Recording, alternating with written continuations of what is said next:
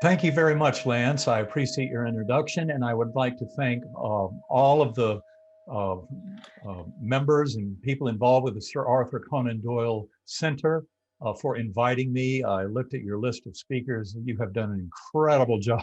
What a series. So I look forward to kind of catching up on some of those talks that I might have missed over the last few months.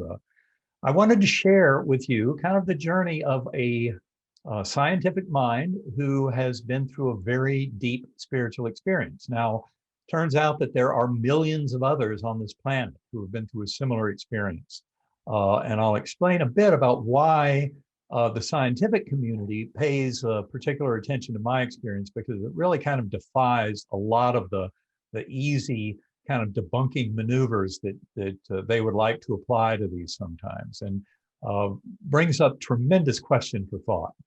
Now, I think it's important to begin with, who I was before. I had grown up in a very scientific family. My father was a academic neurosurgeon. He was a chairman of a neurosurgical training program. He'd been a combat surgeon in the Second World War.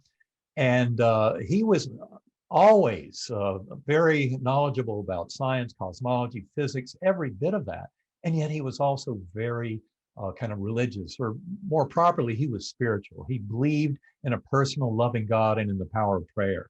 And in fact, he used that in his life as a healer many a time. Prayer was important to him through all those many days of his life. But for me, I grew up in the 60s and 70s, like many of that generation. I came to know early on that science is the pathway to truth. And I promise you, I'm more of a scientist now than I've ever been, but also due to my personal experience and my connections with other scientists and experiencers, I've come to realize that the universe is far grander than just the physical or material realm. In fact, to explain any of it, you have to really move outside of the physical realm to explain human experience. And that's what we're going to talk about today, is how all that can really work to allow for things like near-death experiences and other examples of non-local consciousness. So I had that fairly conventional view. I had grown up in a Methodist church in North Carolina. My father took me there every Sunday of my life. I wanted to believe what I heard in that church, but especially in my long career in neurosurgery, I find myself really wondering how in the world any kind of conscious awareness could survive the death of the brain and body. I fully bought into the kind of materialist scientific view that only the physical exists. And if you believe that, then the brain must somehow be creating consciousness out of out of the interactions of physical matter. And that's what I believe. And I came to a screeching halt in that false belief system. November 10th, 2008, awoke with severe back pain, soon realized I had a horrific headache. Anyone in medicine who hears of sudden onset of a back pain and headache that's like that would think of meningitis, but the doctor was already out. I didn't realize it, but my brain was already being overrun by an extremely aggressive, primitive, and absolutely should have killed me bacterial meningitis. In fact, I then broke into grand mal seizures at home. My family was very alarmed. That's when they called the EMTs who came to our house and put in some IVs, tried to stop the seizures, couldn't do it, hauled me off to the Lynchburg General Hospital emergency room, where I had worked for more than 2 years as a neurosurgeon. And in that ER, of course, I was gone from this world. And in fact, one of my former colleagues, the ER doctor, Dr. Laura Potter, was the one taking care of me. She didn't even recognize me. She had heard from the nurses, 54-year-old white male in extremis, trying to die right there in Major Bay 10 of the ER. And she just came in and started working on me before she all of a sudden recognized who I was. Oh my God, what a shocker that was. She was one smart enough to realize this could easily be meningitis, did a lumbar puncture, out came thick white pus under pressure. And she told me many months later, when she saw that, knowing that I'd gone into coma within 3 hours, and then she got a report back from microbiology that it was a gram-negative bacteria. That's really the worst kind of meningitis you can have. And once she had those facts together, she knew I was in deep, deep trouble. And she suspected I might not survive the illness. She intubated me, put me on a ventilator. I was put up on the medical ICU on 3 powerful intravenous antibiotics, where I spent the next 7 days.